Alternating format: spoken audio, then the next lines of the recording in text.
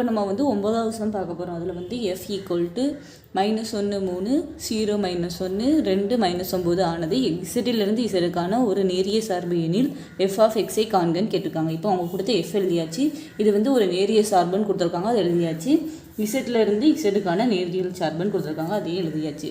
இப்போ வந்து நம்ம சம் போகிறோம். இதில் வந்து என்ன அர்த்தம்னா, நம்ம எப்போது வரிசை சொடிகளின் கணம் எழுதுவோம்ல, அப்போ வந்து எக்ஸுக்கு வந்து -1 சப்ஜெக்ட் பண்ணால் கிடைக்கிற ஆன்சர் வந்து 3 இருக்கும். அதுதானே இதோட அர்த்தம். அதுதான் நம்ம இப்போ எழுத போகிறோம். அதாவது எக்ஸுக்கு வந்து நம்ம -1 சப்ஜெக்ட் பண்ணால் நமக்கு கிடைக்கிற ஆன்சர் வந்து 3 இருக்கும். அதுதானே இதுக்கு அர்த்தம். அதுதான் நம்ம அப்படியே எழுதியிருக்கோம். அதே மாதிரி எஃப்க்கு வந்து நம்ம எக்ஸுக்கு பதிலாக 0 சப்ஜெக்ட் பண்ணால் f ஆஃப் எக்ஸ் 0 சப்ஜெக்ட் பண்ணால் நமக்கு கிடைக்கிற ஆன்சர் -1 இருக்கும்.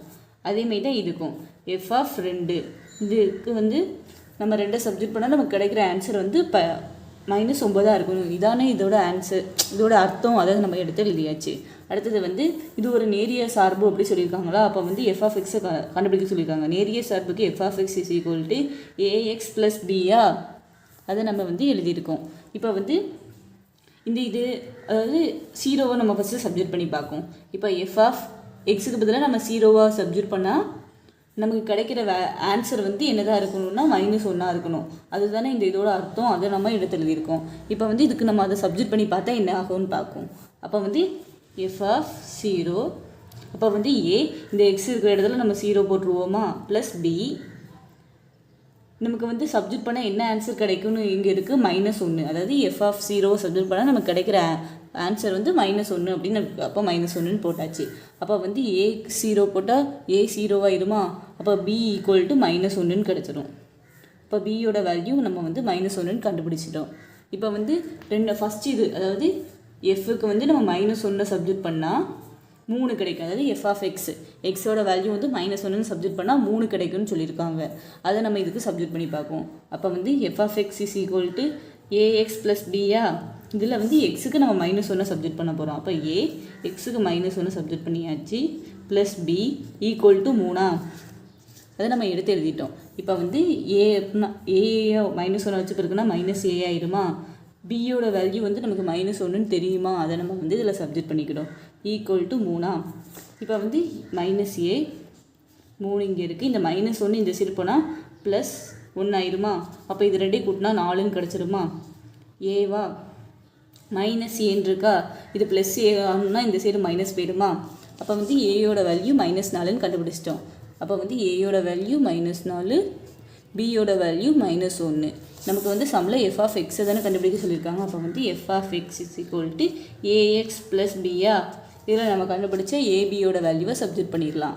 அப்போ வந்து ஏயோட வேல்யூ -4x, பியோட வேல்யூ -1. இதோட இந்த சம் அவ்வளவுதான். நம்ம 10வது சம் பார்க்க போகிறோம். அதில் என்ன கொடுத்துருக்காங்கன்னா, ஒரு மின் சுற்று கோட்பாட்டின்படி CFT என்ற நேரிய சார்பு சுற்று அப்படின்னு சொல்லிட்டு ஒரு ஈக்குவேஷன் கொடுத்துருக்காங்க. பூர்த்தி செய்கிறதா இந்த ஈக்குவேஷனை. மேலும் இங்கு AB ஆகியவை மாறிலிகள் எனில் CT ஈக்குவல் டு 3T ஆனது ஒரு நேரிய சுற்று என காட்டுக அப்படின்னு கேட்டிருக்காங்க. அப்போ வந்து மின் சுற்று கோட்பாட்டின்படி அந்த கோட்பாட்டை நம்ம எடுத்து எழுதிட்டோம். இப்போ வந்து CFT அப்படிங்கிறது வந்து ஒரு நேர்விய சார்புன்னு ப்ரூவ் பண்ண சொல்லியிருக்காங்க. அதை நம்ம எடுத்துக்கிறோம். அப்புறம் வந்து Tயை வந்து ஈக்குவல் டு T1 + T2ன்னு நம்ம எடுத்துக்கிறோம். நம்ம தேவைக்காண்டி தான் எடுத்துக்கிறோம். அதுக்கப்புறம் வந்து T1ஓட வேல்யூ வந்து நம்ம வந்து Tன்னு எடுத்துக்கிறோம். T2ஓட வேல்யூ வந்து 2Tன்னு நம்ம எடுத்துக்கிறோம். இப்போ வந்து இந்த 2 வேல்யூ எடுத்துருக்கோமா, இதை நம்ம வந்து சம் செஞ்சு பார்க்க போகிறோம். அப்போ வந்து CTனா என்ன அர்த்தம், CFTயை கண்டுபிடிக்க போகிறோம். இந்த CTக்கு நம்ம வந்து ஏற்கனவே T1 + T2ன்னு எடுத்துருக்கோமா, அதை சப்ஜெக்ட் பண்ணுறோம். T1 + T2ன்னு. இப்போ C உள்ளே கொண்டு போய் நம்ம பெருக்க போகிறோம். அப்போ நமக்கு என்ன கிடைக்கும்னா அப்போ என்ன கிடைக்கும்னா CT1 + CT2, அதாவது உள்ளே கொண்டு போய் நம்ம பெருக்கியிருக்கோம். நம்ம ஏற்கனவே வந்து CT1 வேல்யூ வந்து நம்ம Tன்னு எடுத்திருக்கோம். CT2ஓட வேல்யூ வந்து 2Tன்னு எடுத்திருக்கோம். இப்போ இதை ரெண்டையும் கூட்டினா வந்து நமக்கு 3Tன்னு கிடைக்குதா. நம்ம CT ஈக்குவல் டு 3Tன்னு தானே ப்ரூவ் பண்ண சொல்லியிருக்காங்க. அதை நம்ம வந்து ப்ரூவ் பண்ணிட்டோம். அப்போ வந்து CT ஈக்குவல் டு 3T ஆனது ஒரு நேரிய சுற்று.